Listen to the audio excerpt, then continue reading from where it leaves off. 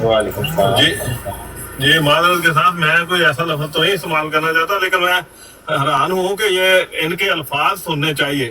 ہر ایک بندے کو جھوٹا بھی کہہ جاتے ہیں، ہر ایک بندے کو برا بھی کہہ جاتے ہیں، بے انصاف بھی کہہ جاتے ہیں. اپنے ان کے ایک ایک لفظ میں اگلے کے اوپر تھرٹ کرنا ہوتا ہے. یہ کیسا اصول ہے بھائی؟ اگلے کی مرضی ہے ہم جواب دیں یا نہ دیں. یہ کیا مثلا کہ ہم نے ضروری جواب لینا ہے اور تڑلے سے لینا ہے اور زبردستی لینا ہے؟ یہ کیا اصول ہے بھائی؟ انہوں نے سوال کیا، ہم نے جواب دے دیا.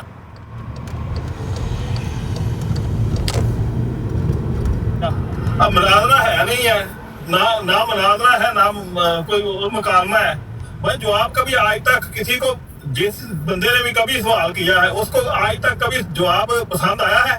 اس کی مرضی کا ہوتا نہیں ہے.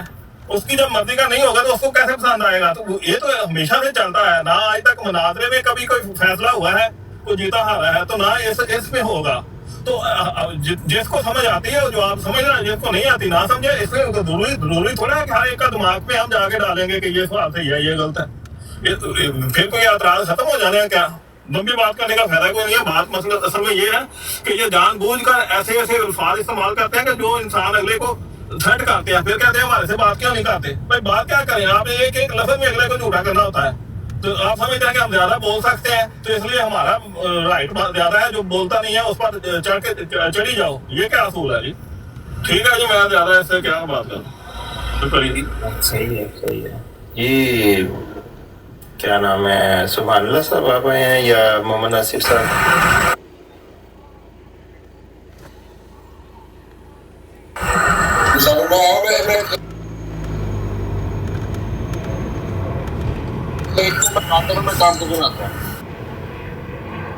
اچھا فیصلہ کیا. بات یہ نہیں تھی کہ جی یہ اپنی براڈ پہ ریکارڈنگ چلا کے اس کے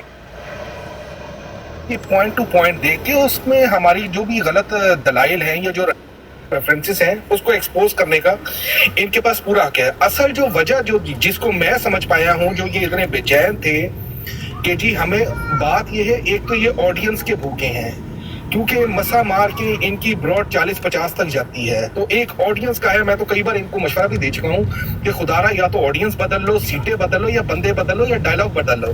لیکن بدقسمتی سے سال سے ان کا یہی میں نے حساب کتاب دیکھا ہے کہ جیسے ایک فلم دیکھی جا رہی ہے اور وہ بار بار اسی فلم کو آپ دن میں 10 بار دیکھو، 100 بار دیکھو. ایک تو یہ ان کی مجبوری تھی.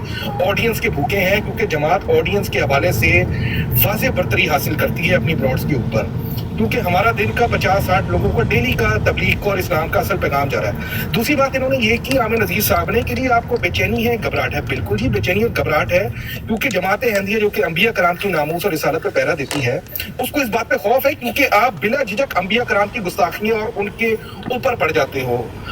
صحابہ کرام حضرت علی کی ایک پاک شریعت کے اوپر، پاک بابرکت ذات کے اوپر آپ نے اتنا گلدہ الزام لگایا، کوئی پوچھنے والا نہیں. جماعت احمدیہ اس بات کی بالکل اجازت نہیں دے سکتی جس کی آپ کو میں تکلیف آپ کی واضح طور پہ نظر آئی کہ آپ کو گستاخی کی اجازت نہیں ملی. اصل مدعا یہ تھا کہ آپ کو وہ جو مخصوص جملے ہیں وہ بولنے سے آپ کو روکا گیا.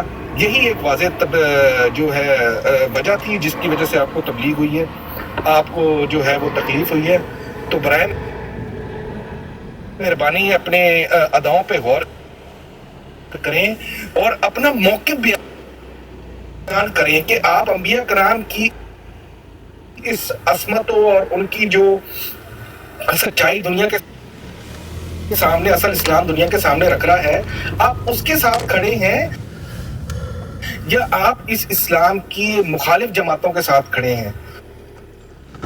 تو خدا را اپنی اداؤں پہ غور.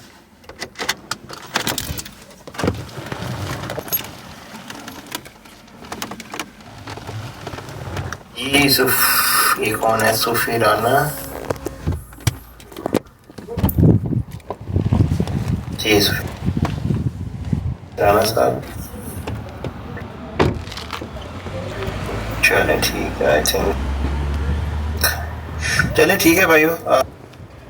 آئی تھنک بات تو ہو گئی ہے. آئی تھنک اب جب عمران خان صاحب دوبارہ آئیں گے تو انشاءاللہ وہ جو دوسرے اعتراضات ہیں وہ جب بتائیں گے تو اس پہ روڈ لگا کے ہم ان کو ہم کر دیں گے. عامر نذیر صاحب کے جو بھی ایلیگیشنز انہوں نے لگائے ہیں تو اس وقت تک کے لیے پھر ویٹ کرتے ہیں. باقی یہ کہ مخالفین جو ہیں وہ تو کرتے رہیں گے یہ اعتراضات. ان کو ہمارا فرض پھر یہ ہے کہ جو جو ویلڈ اعتراضات ہیں ان کو ہم لے کے اس پہ ڈسکشن ضرور کریں. لیکن یہ کہ ڈر گئے ہیں اس طرح کی جو اسٹیٹمنٹس ہیں ان کو